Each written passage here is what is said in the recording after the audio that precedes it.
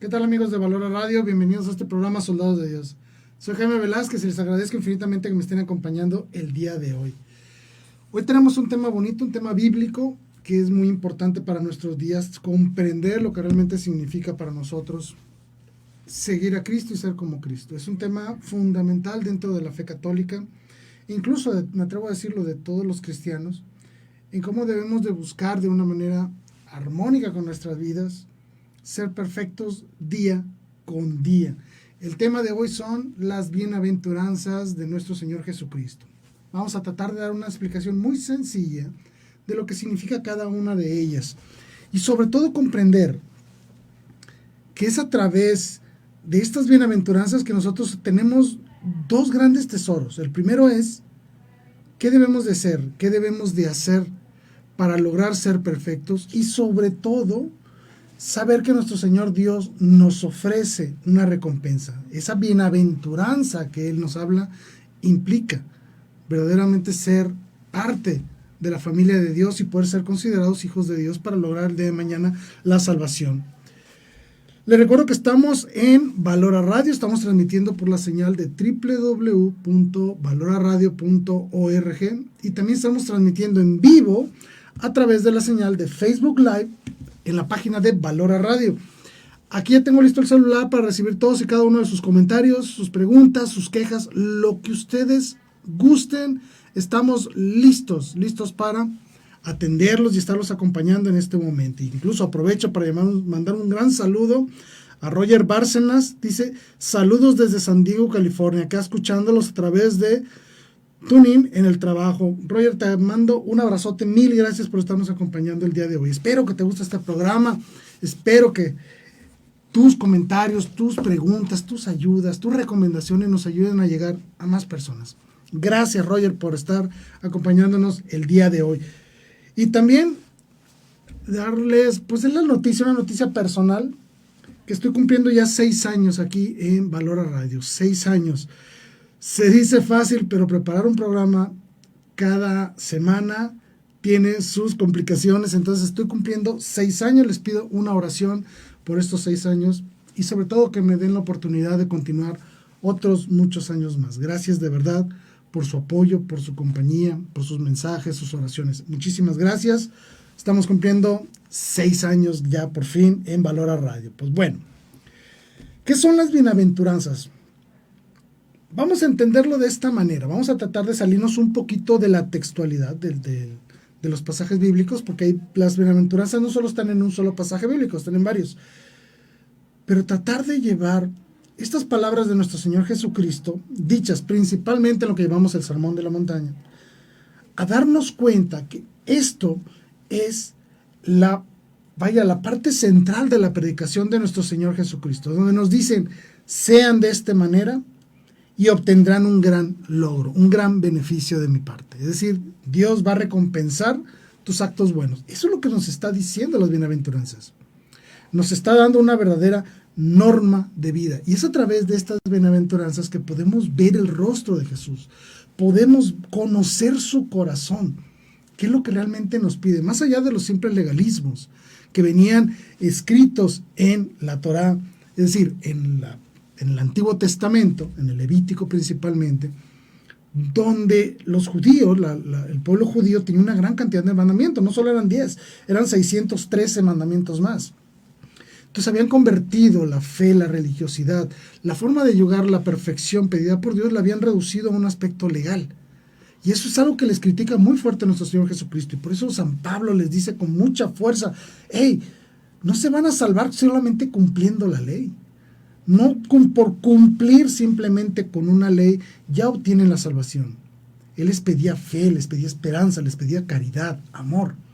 Y para nosotros entender ese secreto de la fe, la esperanza y la caridad, convertidas en actos y convertidas en nuestro propio entorno de vida, viene dado en las bienaventuranzas.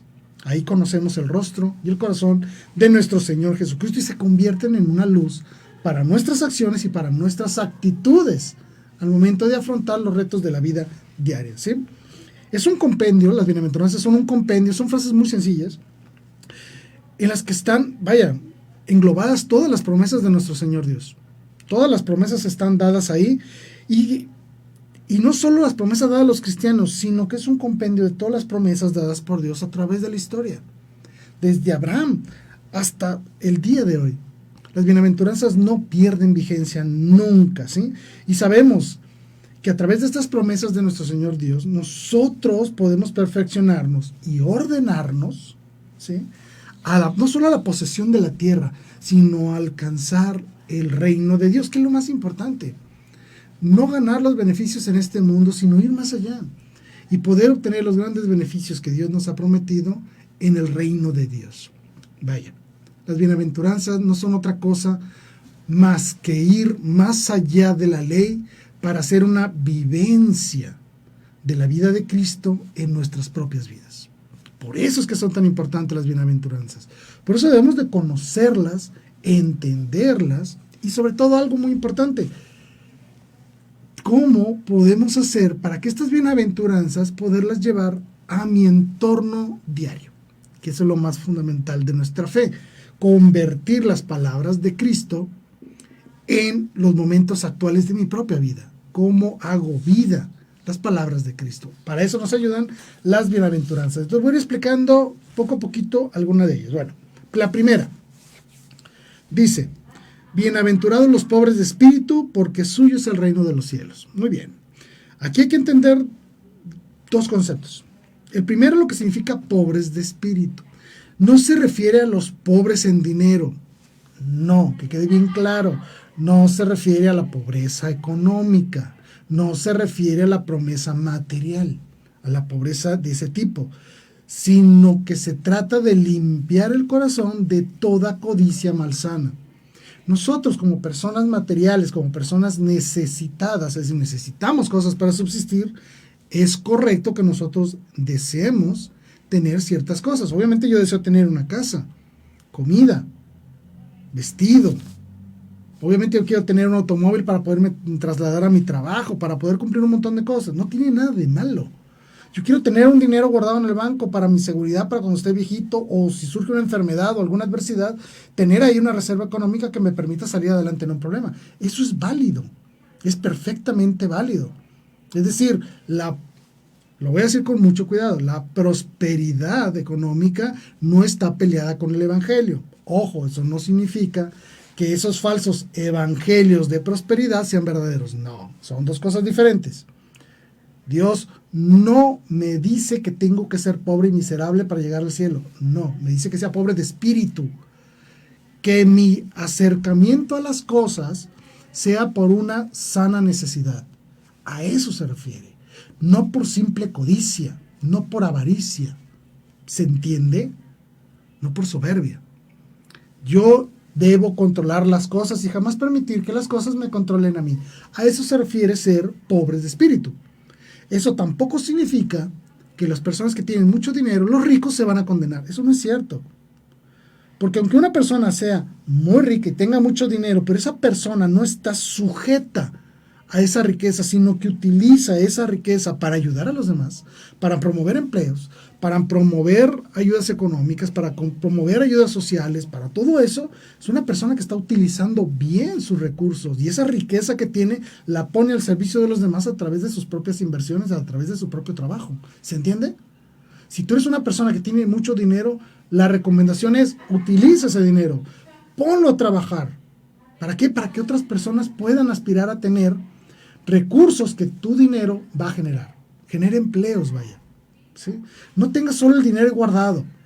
Ponlo a trabajar para que otras personas puedan disfrutar de esa riqueza. ¿Cómo? A través de su trabajo. No les vas a regalar nada, pero sí les vas a dar la gran oportunidad para que estas personas puedan llevar un sustento a sus casas. ¿Se entiende?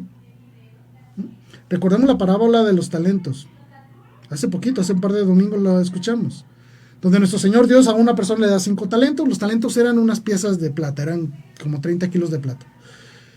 A otro le da 2 talentos y a un tercero le da 1 talento. El de los 5 lo pone a trabajar, lo invierte y genera otros 5 más. El que tenía 2 lo recibió, los puso a trabajar y recibió otros 2. Es decir, su riqueza la pusieron al servicio, la pusieron a trabajar y generaron riqueza. ¿Ok? Y Señor los alaba. Muy bien, has dado frutos. Pero ¿qué pasó con aquel que recibió un talento que lo escondió y luego se lo devolvió a Dios? No lo puso a trabajar. Eso es lo que, esos son los que están mal. Esas personas que tienen mucho dinero y que solo lo tienen guardado y no quieren que nadie lo toque, es como si escondieras el talento. Hay que poner a trabajar los dones y talentos que Dios nos ha dado. Sí, pero también hay que poner a trabajar nuestra propia riqueza. Si tú tienes dinero, eres una persona que tiene riqueza, vaya, ponla a trabajar para que generes empleos y generes que otras personas puedan acceder a un sustento honesto para sus familias. Así les vas a dar un servicio a esas personas a través de tu propia riqueza. Dios no se pelea con los ricos, se pelea con esos ricos que por avaricia y codicia no ponen al servicio de los demás su propia riqueza. ¿Se entendió?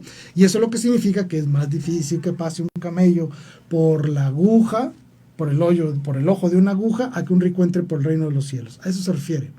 No es que sea imposible, pero es difícil. ¿Por qué? Porque muchas veces las personas que tienen riqueza es muy difícil que se quieran desprender de ella o sacrificar parte de ella para ponerla al servicio de los demás. A eso se refiere. Bueno, entonces, eso es lo que significa ser pobre de espíritu. No aspirar cosas por codicia, no ser avaros con nuestra propia riqueza y ponerla al servicio de los demás. Y una tercer parte que significa que cuando nosotros estemos dispuestos a ayudar a otras personas, no solo ofrezcamos ayuda con aquello que nos sobra, sino que también estar dispuestos en ocasiones, cuando la situación lo amerite, a desprenderlo de aquello que nosotros mismos necesitamos para que otras personas puedan usarlo. Ejemplo muy sencillo, Caín y Abel. ¿Recuerdan esa parábola? Bueno, más bien no es parábola, es un suceso del Génesis. Caín le ofreció como ofrenda a Dios lo que le sobraba. Vaya, las frutas que habían caído de su huerto, los animales que ya estaban viejos o lo que sea. Es decir, Caín lo que ofreció a Dios como ofrenda eran las cosas que le sobraban. En cambio, Abel lo que ofreció a Dios fueron las primicias, lo mejor que tenía. A eso se refiere ser pobres de espíritu. Estar dispuestos incluso a sacrificarnos en algunas cosas para que otros los disfruten. Y lo hacemos todos los días. Papás, ¿cuántas veces se han quedado con hambre para que sus hijos coman? ¿Cuántas veces han sacrificado todo su cansancio después de un largo día de trabajo para llevar a sus hijos a la feria o a un parque o al cine para que ellos se diviertan? Eso es lo que significa ser pobre de espíritu. Poderte desprender de todo, no importa que a veces eso genere algún sufrimiento. A eso se refiere la pobreza de espíritu, ¿sí? Caernos y salirnos del total egoísmo, de pensar solo en nosotros mismos. Esa es la primera gran bienaventuranza. La segunda, bienaventurados los mansos, porque ellos poseerán la tierra. Ojo, dice los mansos, no dice los mensos. Es muy diferente. Los mansos, aquellos que viven la virtud de la mansedumbre, a eso se refiere. No a esos que no tienen carácter, no, al contrario. Se trata de vivir una virtud, y para poder vivir una virtud se requiere un acto de fortaleza. La mansedumbre implica gran fortaleza, porque te opones a la violencia y te opones a la indiferencia. Eso significa ser manso, de no ser esas personas que ante cualquier cosa reaccionan de manera violenta, que ante cualquier ofensa quieren cobrar venganza. Es decir, personas que están sujetas a la ira. Ser manso significa que la ira no domina tus acciones. Eso significa ser mansos. No ser dejado, que es muy diferente. No permitir que otros abusen de ti, claro que no. Pero tampoco estar predispuesto a la violencia, a la reacción colérica, llena de ira hacia los demás. Hay que vivir la virtud de la mansedumbre, saber controlar. Eso es lo que significa tener un carácter fuerte. El carácter fuerte significa ser capaces de controlar el temperamento. ¿Se entiende? Las personas que explosivas, que gritan, que se pelean, que inmediatamente se van a los golpes por cualquier tontería, esos no tienen un carácter fuerte, ellos tienen un carácter débil, porque no son capaces de controlar su temperamento. ¿Se entiende? Eso es lo que significa ser mansos. Aquellas personas que no reaccionan con ira y con violencia, que somos capaces de tener un control de nuestros actos, de nuestros pensamientos, de nuestras intenciones, y sobre todo, dentro de la mansedumbre, implica estar siempre dispuestos a ser compasivos con el otro. Muchas personas, muchas, actúan de manera grosera, de manera irrespetuosa, porque tienen una fuerte frustración en sus vidas por cualquier cosa, o traen un grave problema en sus cabezas y a veces reaccionan mal. Y si nosotros también nos sentimos ofendidos y nos sentimos con ira y reaccionamos, hacemos una ola de violencia que se va incrementando poco a poco. A eso me refiero, ser capaces de siempre vivir la compasión y darnos cuenta que cuando una persona tiene estas reacciones es posiblemente porque trae fuertes problemas que están dominando su forma de pensar y no es capaz de entender que no debe de reaccionar de manera violenta o no tiene por qué ser grosero. Cuando tú ves a una persona así, antes de enojarte con ella, ten compasión de ella. Incluso dile, oye, ¿por qué estás molesto? ¿Te lastimé yo? ¿Te ofendí yo? ¿Qué pasó? Y a lo mejor de esa manera logras que la otra persona también se tranquilice. ¿Ven para hacia dónde voy? Hay que saber ser mansos, tener mansedumbre y comprender que muchas veces las demás personas en cualquier ámbito de nuestra sociedad tal vez están con fuertes presiones personales. Y en algún momento de error, de falla, pueden reaccionar de manera errónea. Es ahí donde nosotros tenemos que ser mansos y no reaccionar de la misma manera para no generar una ola de conflictos, ola de violencia. Hay que ser mansos, y de esa manera vamos a poseer la tierra. ¿Qué significa esto de poseer la tierra? Es muy importante. Desde la creación, Dios puso a Adán como poseedor de la tierra. Por eso le dijo, ponle nombre a todas las cosas. Eso de ponerle nombre a todas las cosas significa que el hombre dominaba las cosas, que el hombre conocía y reconocía el valor de las cosas y el uso de las cosas. ¿Se entiende? Es recuperar ese estado de dominio sobre el mundo, sobre las cosas, sobre la materia. Es recuperar la fuerza y el carácter para ser dominantes del mundo y no permitir que el mundo y las cosas nos dominen a nosotros. ¿Se entendió? Eso significa poseer la tierra, controlarla, dominarla, estar por encima de ella y no por debajo de la tierra.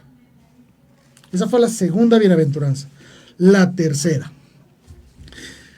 Esta es muy complicada de explicar, muy complicada, ¿sí?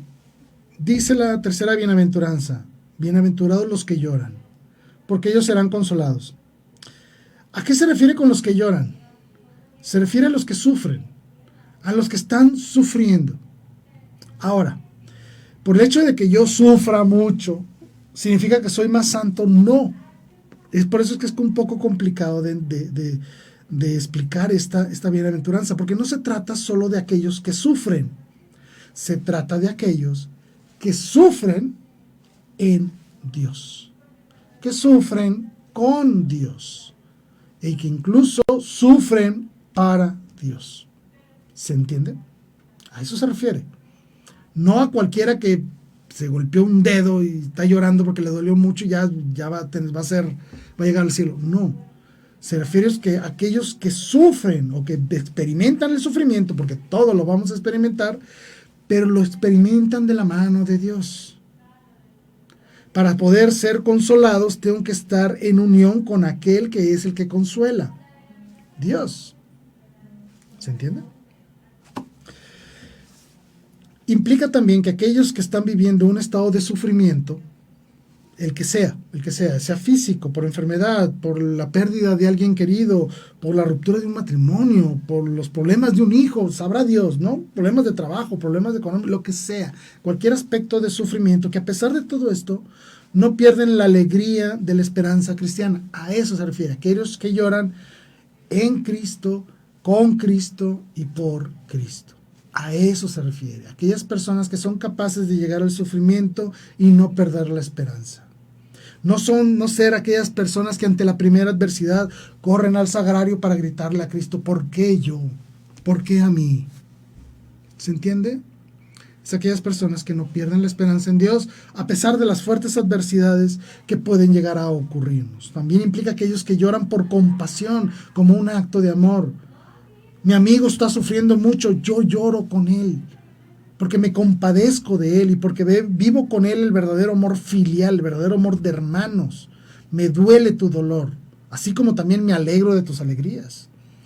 Eso significa aquellos que lloran en el amor sin perder la esperanza de Dios. Esos son los que van a ser consolados. Sí, nos está prometido ese estado de bienaventuranza en el cual ya no hay dolor, ya no hay sufrimiento, ya no hay pecado, ya no hay maldad, solo hay bondad. Jamás permitir que el mal nos robe la alegría del Evangelio. Podremos estar muy tristes, no significa estar con una sonrisota todo el día, no. Significa reconocer que somos amados por Dios y que eso nos debe llenar de alegría a pesar de las adversidades. Que jamás permitamos que el mal, el dolor o el sufrimiento nos robe la esperanza. Jamás, jamás permitamos que el demonio, el mundo o la carne nos robe la esperanza de estar con Dios el día de mañana. A eso se refiere a los que lloran. Aquellas personas que sufren, pero aún así no dejan de amar, no dejan de consolar incluso a los demás y no dejan de vivir la gran esperanza del amor de Dios a pesar de cualquier adversidad. Esa fue la tercera bienaventuranza.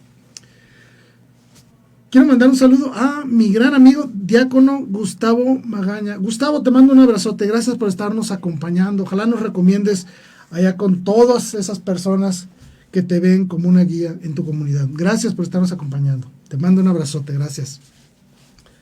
La cuarta. Fíjense lo que se dice esta.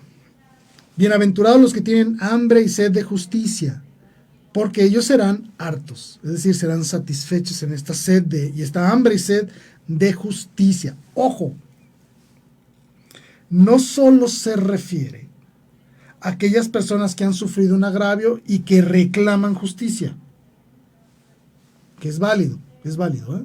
Incluso los mismos ángeles en el cielo reclamaban a Dios: ¿cuándo, Señor, harás justicia? Está bien reclamar la justicia a través de los medios legales y lícitos para hacerlo. ¿Ok? Bien, hasta ahí vamos bien. ¿Sí? No, pero tampoco solo hay que quedarnos en eso, en esa justicia retributiva, en la cual tú me hiciste algo malo y yo reclamo que se me haga justicia, que no tiene nada de malo.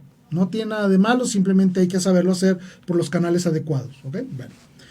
¿Por qué se refiere a esto? Los que tienen hambre de sed y de justicia. También se refiere a aquellas personas que viven en su corazón que se haga justicia hasta con Dios. ¿Se entiende? Vamos a hacerlo de otra manera. Yo tengo hambre y sed de que todo el mundo conozca a Jesucristo. Tengo hambre y sed de que todo el mundo alabe y honre a Jesucristo. Yo tengo hambre y sed de que todo el mundo venere de una manera muy especial a María Santísima. ¿Por qué? Porque es algo justo. Porque es justo. Yo tengo esa hambre y esa sed de que la justicia suceda en el mundo. Y eso no solo implica para actos humanos, también implica para que todo el mundo pueda rendir esa adoración que en justicia se le debe dar a Dios. Ese honor, respeto y seguimiento que en justicia se le debe dar a la iglesia. ¿Ya me van captando por dónde va el asunto? El tener hambre y sed de justicia implica que las cosas que son justas sucedan, tanto en el aspecto material, en el aspecto humano, como en el aspecto divino. Queremos que el mundo sea un lugar justo, que haya justicia, para castigar al malo, claro, pero también para premiar al bueno. La justicia actúa de esa doble manera. No solo es para castigar, también es para premiar. ¿Se entiende? Espero que se entienda esto. Esto implica entonces unirnos a la voluntad divina. Lo que Dios quiere, yo también lo quiero, porque yo sé que lo que Dios quiere es justo. Es justicia. Es lo que debe de ser. Entonces aquellos que tienen hambre y sed de justicia, aquellos que buscan que aquellas cosas que son justas sucedan en el mundo actual. Y lo decimos en el Padre Nuestro, ¿sí? Señor, hágase tu voluntad en la tierra como en el cielo. Eso significa que venga la justicia, que interactúe la justicia con nosotros, que todos los actos humanos estén llenos y colmados de justicia, para bien y para mal, para todos lados, ¿sí? Significa que tengamos la capacidad correcta y adecuada de decir lo que es bueno y lo que es malo. Cuando Adán y Eva comieron del árbol del bien y el mal, lo que eso significa es de que ellos quisieron ponerse en el lugar de Dios y decir qué es bueno y qué es malo, quién pone las reglas. Nosotros queremos recuperar eso. Recuperarle en el sentido de decirle: Señor, aquí está el fruto prohibido, te lo devuelvo. porque sabemos ya que tú eres verdaderamente el árbol del bien y el mal, en el sentido de que eres tú el que nos va a decir lo que está bien y lo que está mal. Nosotros quisimos robar ese atributo divino a través del fruto prohibido. El hombre quiso ponerse en el lugar de Dios y convertirse en el juez. Pero no, nosotros no somos los jueces. El verdadero juez es Dios. Y en compañía de Dios, ahora sí podemos ser jueces, no separados de Dios, unidos a Dios. Lo dice el Apocalipsis, juzgaremos a los ángeles. ¿Por qué? Porque seremos una unidad en Cristo. Y es a través de la autoridad de Cristo, conocedores ya ahora sí del correcto, bien y el mal, podremos juzgar incluso a los ángeles. ¿Sí? Solo en Dios podremos llenarnos de aquellos actos, acciones que tenemos que lograr para poder vivir, enseñar la justicia a los demás y que éste se convierta en un mejor lugar día con día. La quinta bienaventuranza. Bienaventurados los misericordiosos, porque ellos alcanzarán misericordia. Este es muy sencillo, es fácil de entender, pero no es fácil de hacer. Lo decimos en el Padre Nuestro. Perdona nuestros pecados, así como nosotros perdonamos a los que nos ofenden. ¿Recuerdan? Eso significa la bienaventuranza. Bienaventurados los misericordiosos, porque ellos también van a recibir misericordia. Si tú le pides perdón a Dios, pero no perdonas a aquel que te ofende, va a ser muy difícil que Dios te perdone. Tú tienes que saber perdonar. Tú también, tú. Y sobre todo perdonar a los seres más cercanos a ti. Me engañó mi esposa, me engañó mi esposo. Perdónalo. ¿Es fácil? No, es muy difícil. ¿Sí? Mis hijos me han dañado mucho, pero tengo que perdonarlos. ¿Es fácil? No, no es fácil. Me ofendieron en el trabajo. Me hicieron esto malo en un juego de fútbol, me dieron una patada. Bueno, hay que aprender a perdonar.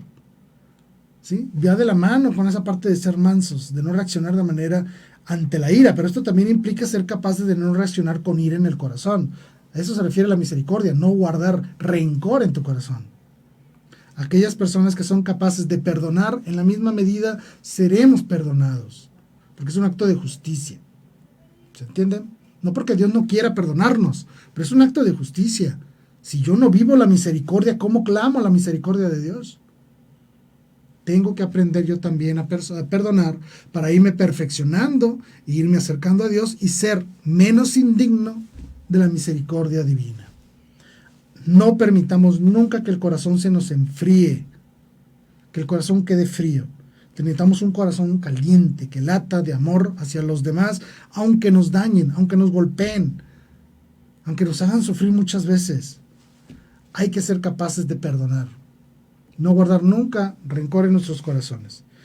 Recordemos que el perdón, vivir el perdón, ya sea para nosotros mismos o cuando nosotros ofrecemos el perdón hacia otras personas, es participar de un acto divino, es participar de la divina misericordia de Dios, es participar con Dios en un acto hermoso de amor llamado el perdón. Estas personas que saben perdonar van a recibir una mayor gloria porque van a ser, vamos a llamarlo así, fácilmente perdonados por Dios. La sexta bienaventuranza. Este sí es muy importante en nuestros días. Dice, bienaventurados los limpios de corazón, porque ellos verán a Dios. Esto es fantástico. Fíjense los dos elementos de esta bienaventuranza. Dice, bienaventurados los limpios de corazón. ¿Qué significa ser limpio de corazón? Significa que son aquellos que piensan, sienten y actúan como verdaderos cristianos, que buscan seguir a Cristo, que buscan imitar a Cristo. Esa es la limpieza, pureza. ¿Sí? Yo no puedo decir que soy limpio de corazón si le guardo rencor a mi hermano. Yo no puedo decir que soy un limpio de corazón si a cada vez que veo a una muchacha en la calle la veo con lascivia, con lujuria. Nos lo dice muy claramente nuestro Señor Dios. Quien mira a otra mujer con lujuria ya pecó en su corazón. ¿Cuánta pornografía vemos hoy en día? ¿Cuántos problemas tenemos con la hipersexualización social actual? Están manchando, están ensuciando nuestras mentes y nuestros corazones. Y nos está incapacitando para amar. La pornografía nos hace incapaces de amar. todo este tipo de suciedad sexual que se nos ha metido a través de los medios de comunicación va corrompiendo nuestro corazón, lo va perturbando, lo va ensuciando. No permitamos que nada de eso entre en nuestras mentes y en nuestros corazones. Jamás permitamos eso. Siempre debemos ser puros, limpios en las intenciones, en los pensamientos, en los deseos, en todo lo que somos. Siempre debemos ser puros. No permitir jamás que las ideas y costumbres de un mundo moderno perviertan la verdad del Evangelio y perviertan nuestros corazones. Jamás lo permitas. Hoy se habla por la ideología de género, por la hipersexualización y por un montón de cosas, buscan destruir nuestro corazón, mancharlo, ensuciarlo. Nos hacen creer que es normal toda esta lujuria desenfrenada que se está viviendo en el mundo. Y no, no es algo normal. Hay que tener mucho cuidado. Debemos ser fieles a la vivencia del amor, pero esa vivencia de amor limpia y pura. Y solo así seremos perfectos. Y ojo, solo siendo perfectos podemos ver a Dios. Ver a Dios significa estar ante Dios, en la presencia real de Dios, poderlo ver. Solo aquellos que están limpios completamente podrán ver a Dios. Solo ellos. Por eso el requerimiento para poder estar ante Dios es ser limpios. Solo así podremos estar ante Dios. Y ojo, las impurezas no solo entran por la vista, por ejemplo, con las lecturas, con el cine. También nos hace impuros todo aquello que sale del corazón con mala intención. ¿Sí? El chisme, las injurias, las mentiras, los engaños, las falsedades, las malas intenciones, los malos deseos, todo eso también ensucia el corazón. También tenemos que ser limpios de todo eso. Jamás desear ni procurar el mal a nadie. Séptima bienaventuranza. Esta es un poquito difícil de explicar por la forma en la que actualmente conceptualizamos el concepto de pacíficos. La bienaventuranza dice así: bienaventurados los pacíficos porque ellos serán llamados hijos de Dios. Ok. ¿Qué significa ser pacíficos? No significa estar estáticos. No significa no tener carácter, no significa quedarse siempre calladitos ante las injurias y las ofensas o ante las mentiras, no. Eso no significa ser pacíficos. Nuestro Señor Dios lo dijo: no he venido a traerles paz, he venido a traerles guerra. ¿Se acuerdan? También nos ha dado armas, la espada y el escudo de la palabra, ¿recuerdan? ¿Qué significa entonces ser pacíficos? ¿Cómo podemos concatenar todas estas referencias bíblicas y ver que somos verdaderos soldados de Dios, llamados al combate, pero a la vez ser pacífico? Muy sencillo. Se refiere a promover la paz de Cristo. Ser pacífico significa promover y vivir la paz de Cristo. Vivir la paz. Pero eso no significa que no debamos actuar con fuerza cuando la situación lo merite. Saber dar una palabra fuerte cuando es necesario. Saber reprender a aquel que hace el mal. Saber enseñar y corregir a aquellos que se equivocan. ¿Sí? Pero hacerlo en la paz de Cristo. Eso se refiere a ser pacíficos, que promuevan la paz. Se refiere a no permitir que los males del mundo perturben nuestra paz y tampoco permitir que perturben la paz del otro. Ser protectores de los demás. Nosotros como padres de familia tenemos la gran obligación de proteger a nuestra esposa y a nuestros hijos de las porquerías que nos llegan del mundo, que vienen a romper nuestra paz interna como matrimonio y como familia. Eso significa ser pacíficos, buscar la paz. Pero eso no significa ser estáticos, ser inmunes a todo, no. Hay que salir con fuerza cuando es necesario, pero buscando la paz de Cristo, promoviendo la paz de Cristo. ¿Se entiende? Mantener nuestra esperanza, que las personas encuentren la paz a través de la gran esperanza que nos ha dado Dios. Yo no permito que ninguna adversidad me quite la paz, porque yo tengo la gran esperanza de que el día de mañana pueda estar ante la presencia de Dios. Esto también implica comunicar la paz a los demás. Comunicar, esa paz que nos da el Evangelio. He encontrado un tesoro y quiero que los demás se regocijen conmigo porque les voy a compartir ese mismo tesoro. Por eso es que en misa nos damos la paz. Nuestro Señor Jesucristo, cuando a los apóstoles les iba a dar el gran mandato del perdón de los pecados, les dice: la paz sea con ustedes. Primero les tiene que dar paz y esperanza para que puedan ellos ahora sí afrontar el gran reto de combatir el pecado. La paz significa ser capaces de anunciar el Evangelio para que se promueva la paz en nuestra sociedad, promover los valores cristianos dentro de la cosmovisión social de nuestro entorno. Eso significa ser pacíficos, dar testimonio de que el mundo, la carne, el demonio no perturban mi paz. Le preguntaron a un santo: oye, si supieras que mañana se acaba, que en 1 hora se acaba el mundo, ¿qué harías? Por lo que estoy haciendo en este momento. Porque no importa lo que vaya a pasar al rato, nunca pierden la paz. San Juan Pablo II nos decía: no tengan miedo. Eso significa la paz, no tener miedo, no perder la esperanza de la dicha prometida por nuestro Señor Dios. Y otra cosa muy importante, señora, ¿eres chismosa? ¿O eres de las que le busca andar ahí haciendo, no sé, ¿cómo se puede decir? Chisme, o levantando falsos, o esparciendo rumores. ¿Eres la muchachita que le gusta vestirse provocativamente para provocarle los celos a tu novio? ¿Eres tú la que andas de coqueta con otros hombres para que tu novio se sienta celoso y se esfuerce en ser mejor contigo? ¿Sí? ¿Eres tú esa persona que siempre andas fiscalizando a tu esposa o a tu esposo o a tus hijos en qué hacen, qué no hacen y por qué lo hacen? ¿Eres tú esa persona que nomás está fijado en cuánto gasta tu esposa cuando se va a una tienda? Es decir, ¿eres tú el tóxico? Para decirlo en términos muy actuales. Eso también implica romper la paz, ¿eh? Es decir, no caigamos en esas actitudes y acciones que perturban la paz de otras personas. No solo implica que no me perturbe mi paz, sino también significa que yo no voy a perturbar la paz de otro. Así es que dejémonos de chismes, de habladurías, de andar ofendiendo a los otros, de andar metiendo aguja para sacar hilo en las conversaciones. Evitemos todo eso. No seamos piedras de tropiezo para la paz de otras personas. Si algo de lo que tú sabes o quieres decir puede ofender o alterar a alguien, mejor no lo digas, quédate callado. Si necesitas decírselo por algún motivo, díselo en privado. ¿Me explico?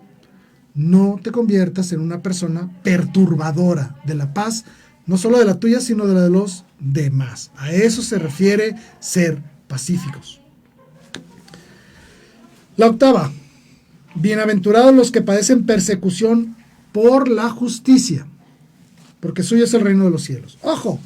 No se refiere a los ladrones, a los delincuentes que los va correteando la policía. No.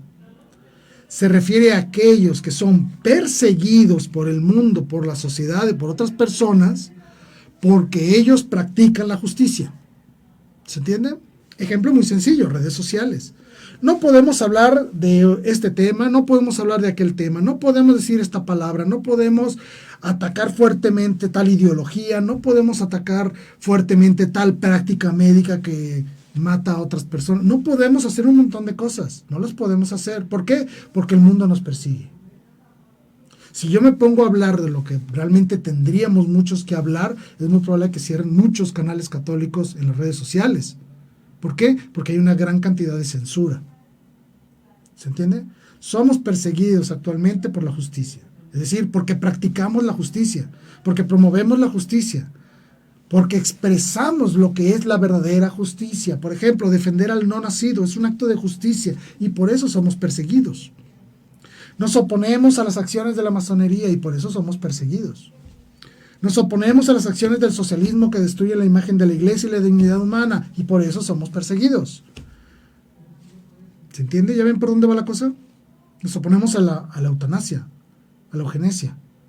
Nos oponemos a todo lo que es la cultura de la muerte. Nos oponemos a las falsas religiones. Nos oponemos al sectarismo, a la fragmentación del cuerpo de Cristo. Y por eso somos perseguidos. Es decir, muchos de mis hermanos, muchos, créanme, muchos, por estar promoviendo lo que es verdadero, por lo que es sano, por lo que es justo, son fuertemente perseguidos el día de hoy. Las palabras que yo te puedo decir es: no tengas miedo al sacrificio, actúa con fortaleza y cuando tengas que enfrentarte al mundo por causa de algo justo, no tengas miedo. Seamos capaces siempre de promover lo que es verdadero y lo que es justo, lo que es el bien. Por lo tanto, Dios que nos va a dar el gran reino de aquellos que buscamos la justicia. ¿Por qué? Porque si nosotros buscamos la justicia, seremos justos en el reino de los cielos. ¿Sí? Implica no ser de este mundo, sino pertenecer al reino de Dios. No tengas miedo de enfrentarte al mundo por la justicia. Hay que saber hacerlo, sí, pero no tengas miedo.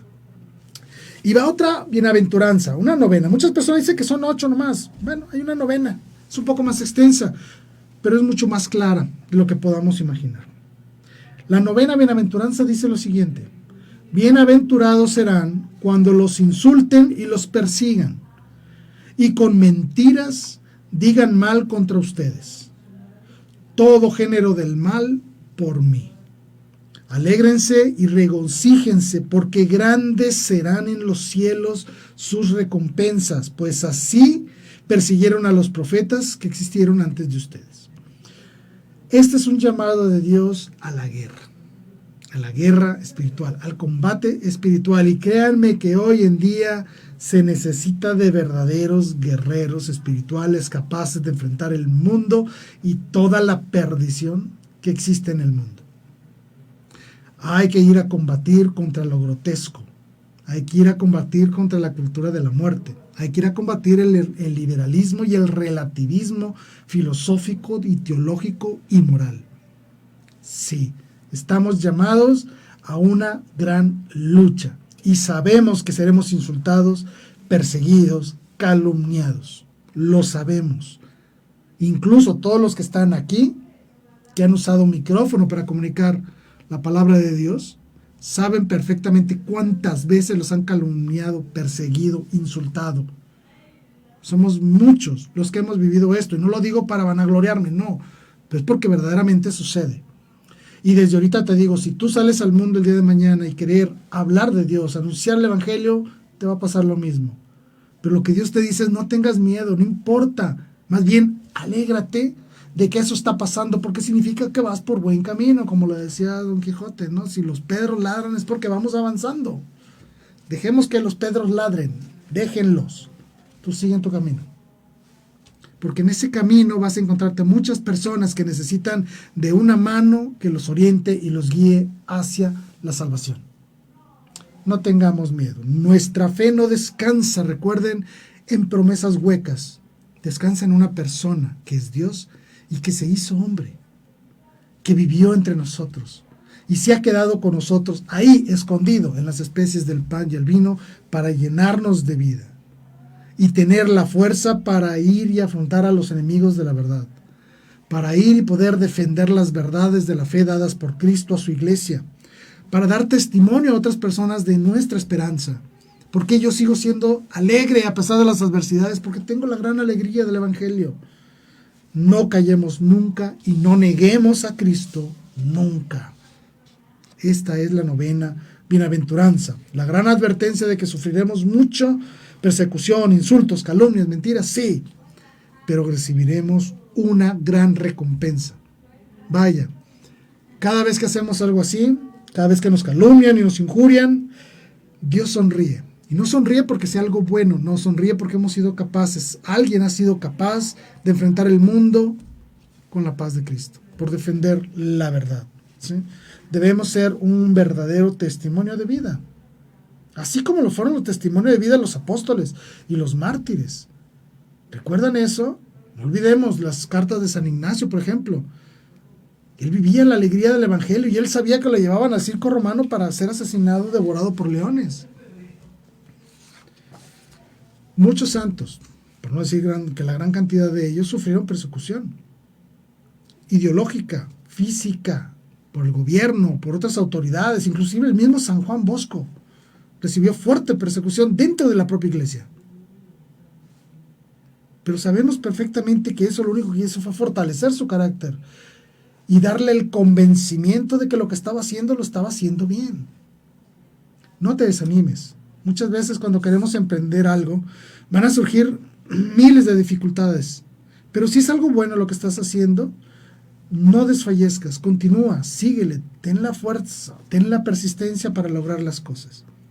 Ese es el gran llamado de Dios, esa es la gran esperanza que Dios nos da. Esfuérzate, trabájale, yo te voy a dar tu premio. Así como el deportista, pues San Pablo utilizó esa misma analogía, ¿no? Como el atleta que se esfuerza día con día, sufre día con día para lograr ganar la meta. Igual nosotros. Y Dios nos advierte, va a ser un camino muy difícil, claro que sí. pero no por eso no va a estar lleno de alegrías y de satisfacciones. Y sobre todo vamos a tener la gran compañía de Dios en nuestras vidas que nos va a llevar de la mano para poder afrontar todas esas adversidades. Y en el momento en que las enfrentamos, se hacen en actos meritorios para nuestra propia salvación. Vaya, entre más te esfuerces, más trabajes, entre más adversidades puedas saltear, mayor va a ser tu recompensa en el cielo. Por lo tanto, para cerrar, las bienaventuranzas responden a nuestro deseo de felicidad. Es grandioso lo que Dios nos promete. Es muy hermoso lo que Dios nos ha prometido. ¿Sí? Las bienaventuranzas son esa promesa de felicidad plena y nos muestran la meta. La gran meta es esa, vivir la bienaventuranza ofrecida por Dios. La bienaventuranza implica obviamente participar en Cristo, con Cristo y por Cristo para hacer el bien en el mundo.